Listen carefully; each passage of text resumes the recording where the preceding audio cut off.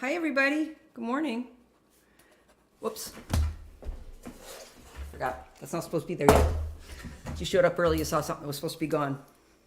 I've got a lot planned today. I'm on my own. Charlie is skiing. And so I thought I'd do a little bit of show and tell. And we have some special guests today.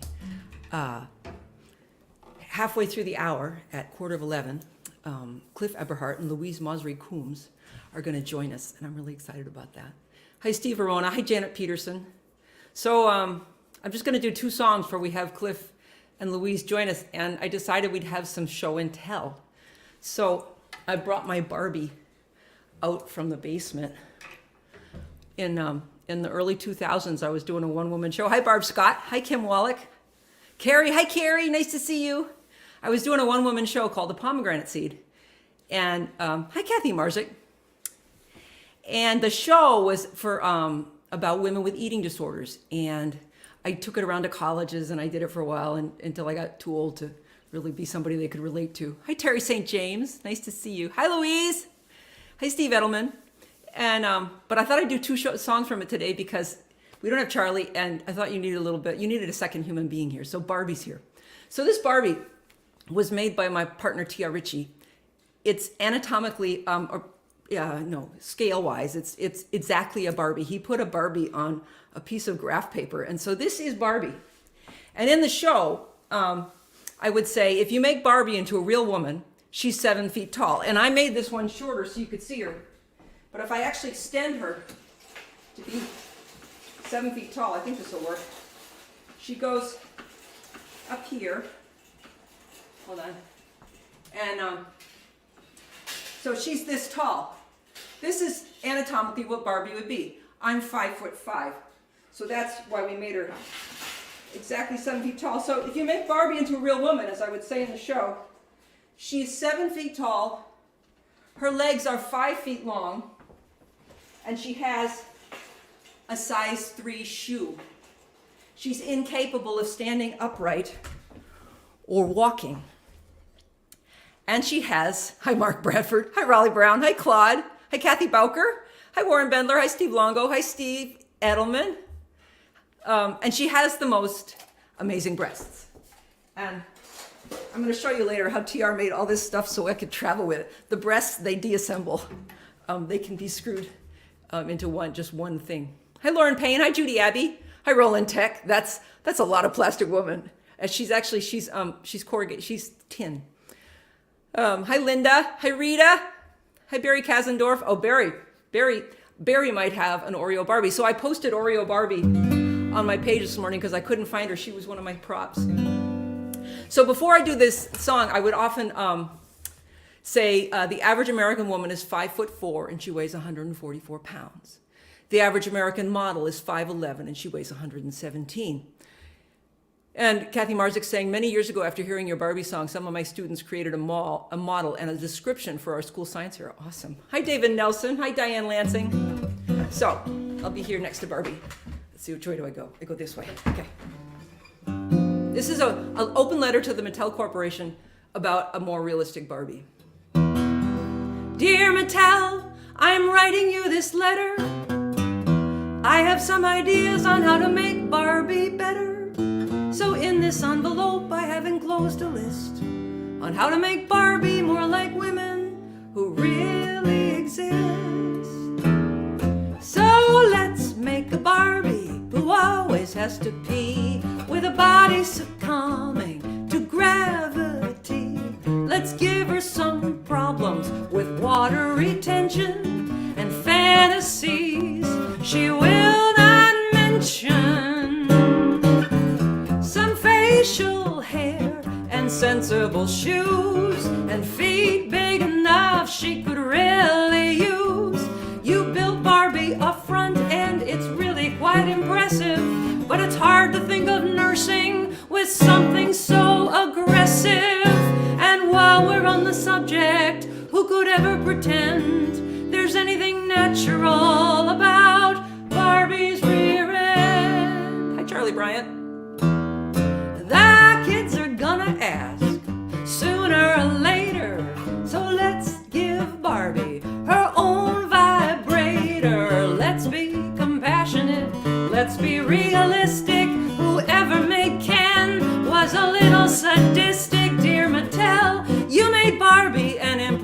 sight. If those proportions were real, she couldn't walk upright. She'd be crawling on her hands and knees. Is it really so demanding to want a role model who's capable of standing? Hi, Sonia Zimmer. Good morning. She says, I saw that show a couple of times. Yes, you did. You probably saw it in Moabs where I first did it.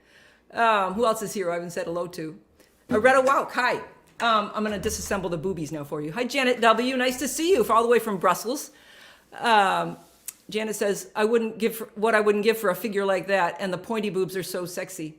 Hi, John Dorado. Hi, Susan Douglas. Okay, hi, Ed Coddington. So now we're going to disassemble the boobies. So, hi, Peggy Peterson. Hi, Terry. So, everything had to travel. So Barbie, as you can see, she's articulated so that I could fold her up, and I had a thing that it went.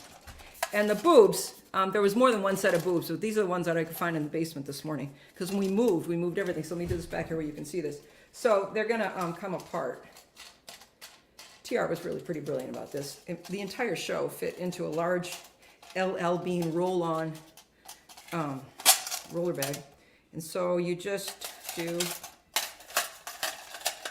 that, and they're ready. They're ready for the next time Charlie goes skiing, and I need another show and tell. Cliff Eberhardt, how are we going to follow that? Don't worry, Cliff. Yeah, there's another song coming. Hi, Carl Pred. Hi, Nancy. Nancy Vasquez says, my G.I. Joe was better than Ken. Oh, that's the thing about Ken. So I put Ken in there because Ken was accidentally, it turns out he was supposed to have more wedding tackle than he came with. But I was, because I was doing research. I'm such a good researcher. I did research when I was writing the show. Turns out Ken was inadvertently emasculated, castrated at a South Korean factory. Siski's here. Linda Worcester. Hi. Nice to see you guys. So I also figured out what year I did this show because I found this was one of my props, and I had it laminated, from long ago when we had magazines. And it says, I use this to say this one, even this woman doesn't look like this. She's been airbrushed when we're all learning about things you could do in Photoshop back in the early 2000s. So I used this one because I knew it had been airshot. But it says February 2003 here. So that says about the time that I started doing this. So anyway, the second song, before we bring on Cliff and Louise, has Glinda the Good Witch. And so Glinda would hang up on top. You had to take the boobies off, and then you could hang Glinda up. And let's see, can you see her? Oh, I moved her a little bit. Let's see. See, she has to be far enough back that you can see her top of her head. So we'll go back a bit here. There we go. So at the end of the show, Glinda shows up. And Kim Wallach said we can see her. Hi, Lynn Miller. Good morning from Oklahoma. Wedding tackle. Yeah. I heard that from Garnet Rogers. That's what he calls it. I thought that was really good. Glinda has no boobies. You can't leave the boobies on because Glinda's hair runs into it. You can't have both at the same time. So I'm gonna do this song, and then we're gonna bring Louise and Cliff on. So Glinda shows up at the end of this show, which was I finally went and got a bachelor degree in transpersonal psychology from a hippie college in Vermont that unfortunately no longer exists. Nurse Diesel from High Anxiety had those same breasts as Kathy Marsick. How do you explain that to airport security, says Steve Longo. I checked the whole thing, and so it wasn't a problem. So what was I saying to you? So the show is about women's descent to the underworld and their return, which is the women's myth. A masculine myth is to go off and collect gold from another. Your kingdom is dying, and so you, the hero, leave and you find gold somewhere else and you bring it back to the kingdom, and that is a masculine myth of change. But women's myth of change is that they go down to the underworld, Persephone, and then they come back as an adult. So I was looking for some myths of the underworld. Hi, Mike Verbick. Warren Bendler says dinner will be at 6. Those who were late get no fruit cup. I'm not sure what that's referencing. But this was based on a meditation I had. And in my songwriting workshop this week, where we did this meditation yesterday, past week, I led them through this one. And when I did this, Glinda the Good Witch showed up. So, High Anxiety, thank you. so Linda. I went down. Wait, I'm supposed to go down in the melody. Hold on. I worked on this morning.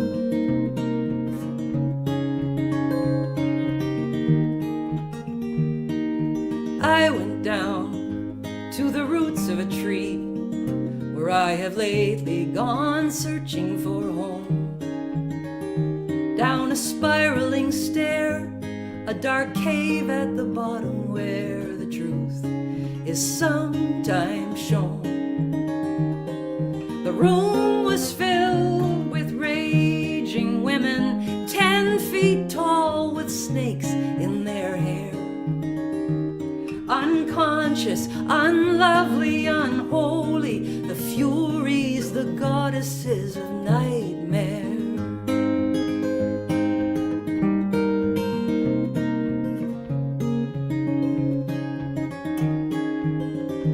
I remembered them from the fortune cards that were a gift from my sister Thee. Long ago, I let someone else tell me what my life means.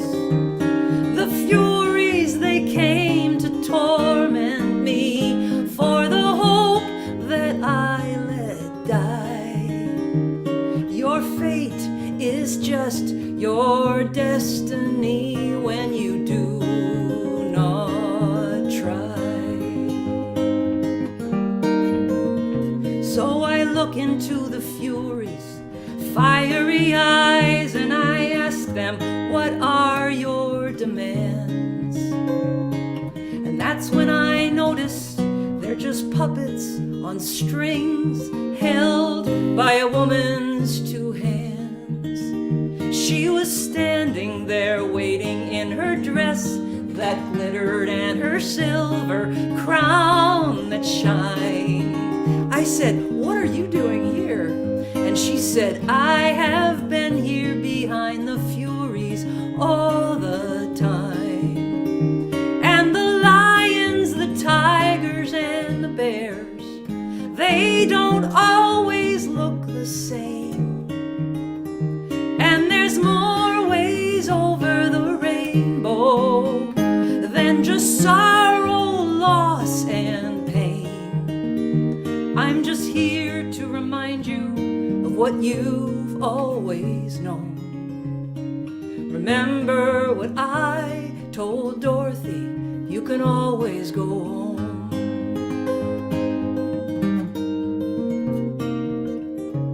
You can always go home. Boy, I timed it perfectly. I'm so glad Roland Tech is here. Roland, you like that song. Thank you so much. All my XC people are here today. Very psyched about that.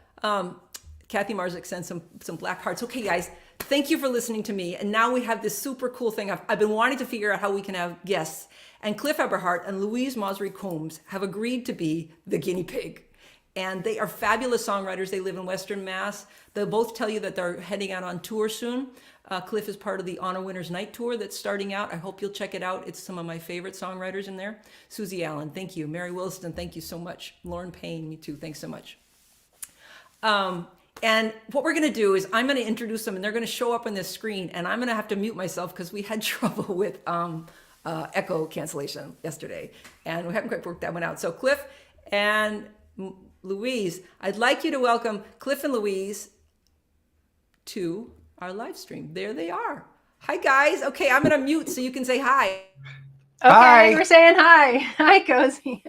So Hey, I'm gonna I'm just gonna mute myself for two songs, and Cliff and Louise are gonna do two songs for us, and I'll be over here reading the comments, but I will be quiet. All right, guys, here, take it away. Go ahead. Hi. Thank you so much for having us, Cozy. This is really fun. So I'm happy to be guinea pigs, and sorry about the echo thing, but so I love that song, and I love mythology. I love Greek mythology. It's fascinating. I just love the metaphor and just endless possibilities for metaphor. So this is a song that's a seasonal song, which is sort of my favorite metaphor. It's called October. So. One day every autumn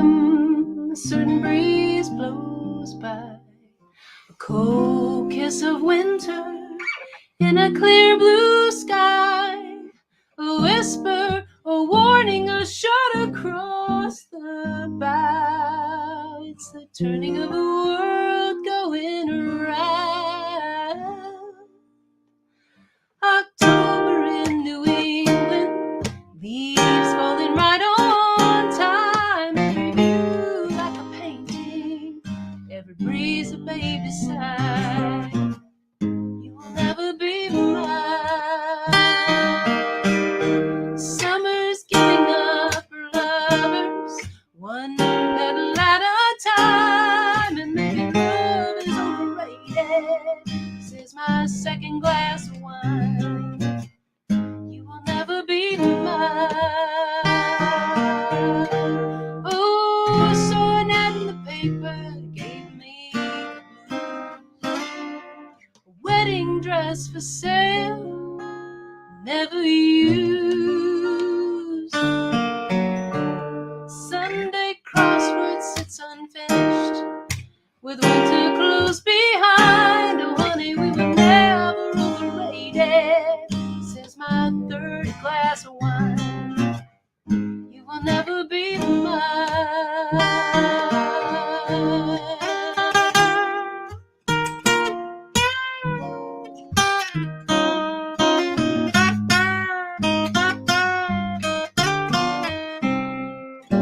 You will never be mine. You'll never be mine. You'll never be mine.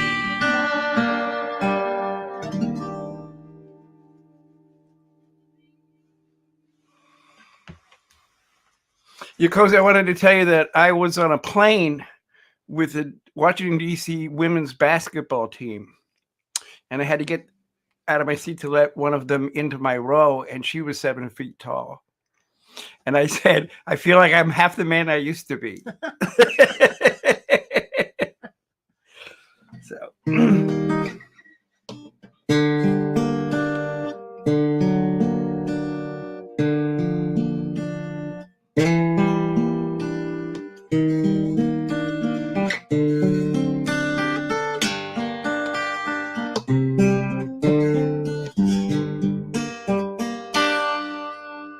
I left my passport back in customs. I left my hat upon the rack.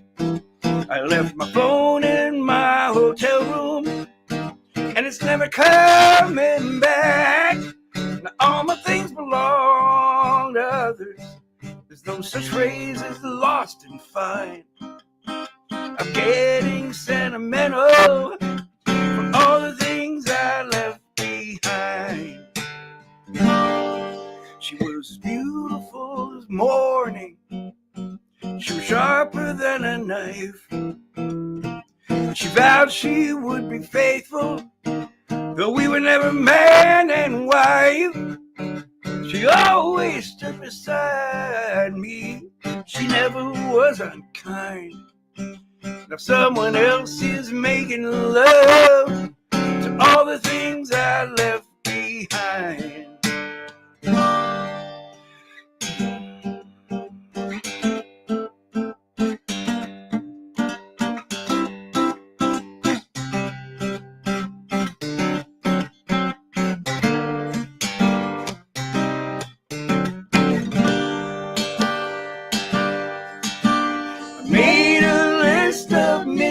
Things I totaled up the cost, but lately it occurs to me, maybe I'm the thing that's lost.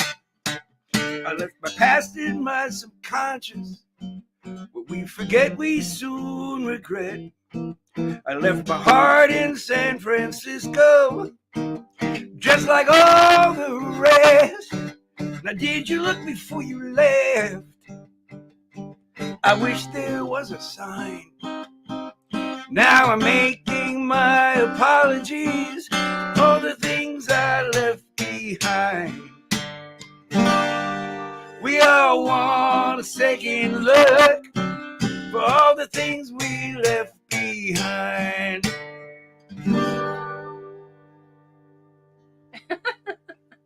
Thank you so much, Cozy. I'll just say that I'll just throw this out there. I'm playing at the Hurdy-Gurdy with Mark Douglas Berardo on Saturday, February 4th. And then at Club Passim in Boston with Mark Douglas also on February 9th. And then Cliff is off on I his do tour. the Winter's Night Tour with John Gorka, Patty Larkin, and Lucy Kaplansky. And we're doing Maine, Massachusetts, New Jersey, Delaware, Pennsylvania. I think that's it. That may be it, but that's awesome. Oh, Connecticut. So anyway, thank you so much. Thank you for being here. I'm just going to unmute for a second. Let's see what happens. Let's find out if everybody else, if you guys unmute for a second, let's see if everybody else hears the echo too, because then we'll know whether or not it's just that you have to be subjected to it or if they are. Okay. So you guys sounded awesome. I love that. Two of my favorite songs of yours. You guys have got to check these guys out. They're amazing songwriters, both so good at what they're doing. Cliff's been one of my heroes for years, and Louise is one of my new favorites. I want to tell you guys about some of your comments that you got. You got some awesome comments. Let's see. What a powerful, beautiful song, Louise, and such great accompaniment for both you and Cliff, says Neil Braverman. So you got some great stuff. I took a class with Cliff at Sam W. reunion, says Neil Braverman. You got tons of stars here. Everybody's loving it. I have no echo, says Carol Pred. I have no echo here. Hey, only you guys have to be subjected to it. I'm sorry about that. Okay. That's good to know. William Kramer says that was awesome. Oops, Roland Tuck heard the echo, but he's in New York City, so maybe there's more echo there.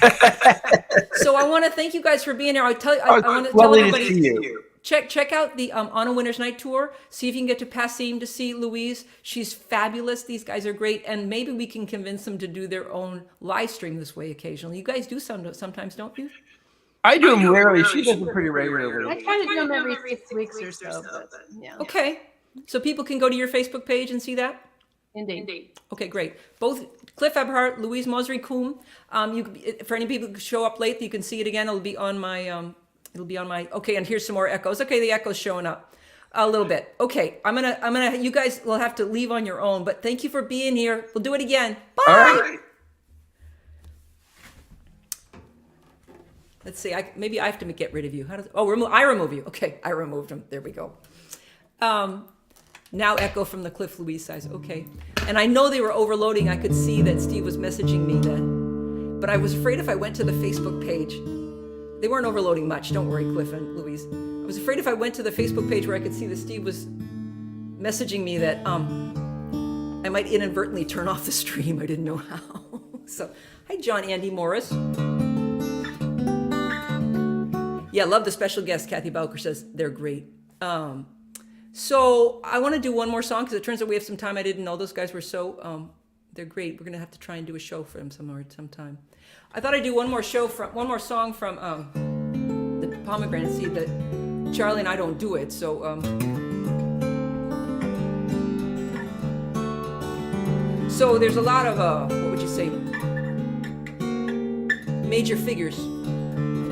And two more that show up are Dorothy Gale and Judy Garland and Eve from the Garden of Eden. So, how I used to introduce this song is, Judy Garland has a dream. She's once again Dorothy, and she once again walks down the yellow brick road. But in the dream, when she comes to the fork where normally would stand the scarecrow, there stands Eve from the Garden of Eden. She's just been expelled for being the first woman to break her diet.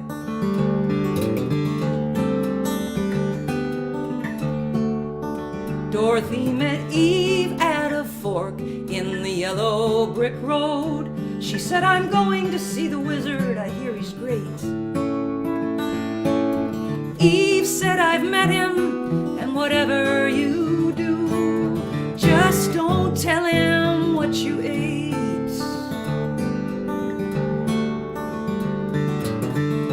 Hi, Bruce Blood. Hi, Janet. Dorothy asked Eve, should I go left here or go right? Eve said, listen to my story. Before you take my advice, I was thrown out for an over-curious bite. They say I have a dangerous appetite. But what I learned from the apple I ate is there might be innocence, but there are no mistakes. There's always a safe, easy thing to believe. So question what you find behind the curtain, Dorothy.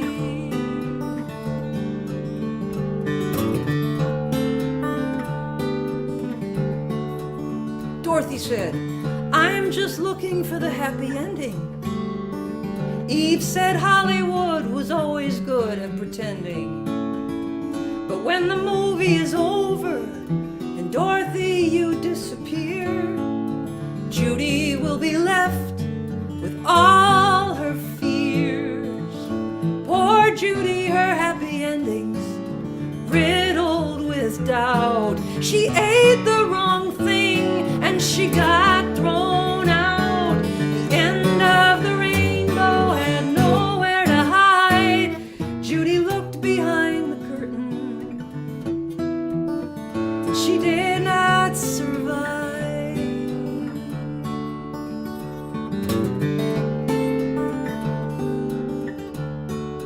Dorothy met Eve at a fork in the yellow brick road. Hi, Sabrina. Thanks for coming. So, special guests all over today's show, in the house and over the internet and in the music, says Kathy. What a good point. Oh, thank you, Kathy. I love it. You found my theme. I appreciate that. So I want to thank Cliff Eberhardt and Louise Mosley Combs for being my special guests today. Charlie will be back next week, and next week is Charlie's birthday. It's the day after Charlie's birthday, so we'll be having a couple of Charlie songs. And I think our friend Kent Allen is going to be joining us on piano, which is always a fun thing. And then we're not going to be doing the show very often in February because we're both traveling. And I'm going to be on my own in Moab, so you are very welcome, Louise.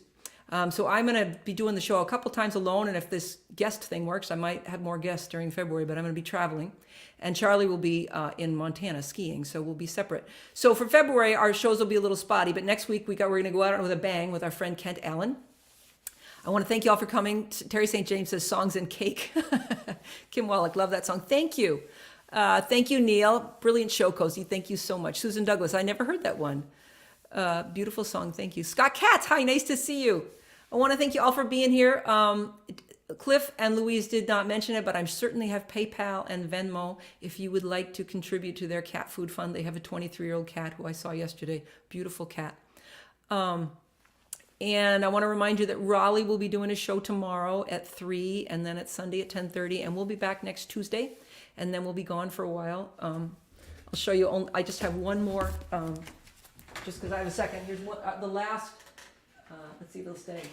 There. That's the last little prop that I got out. Miss Sacrifice. That was for when I sang Iphigenia, about women who were sacrificed for their father's world. Thank you all for being here. Nice to see you, William Kramer. Judy Abbey, thanks for being here. Thank you, DLC. Paul Belfay, nice to see you. It's wonderful to have you guys here with me. It's a little odd to do it without Charlie, and I respect Raleigh even more for doing it on his own. So we'll see you next week. Have a good week. Please take care of yourselves and careful shoveling. If you live in the East, we have a ton of snow. Thanks, everybody. Bye.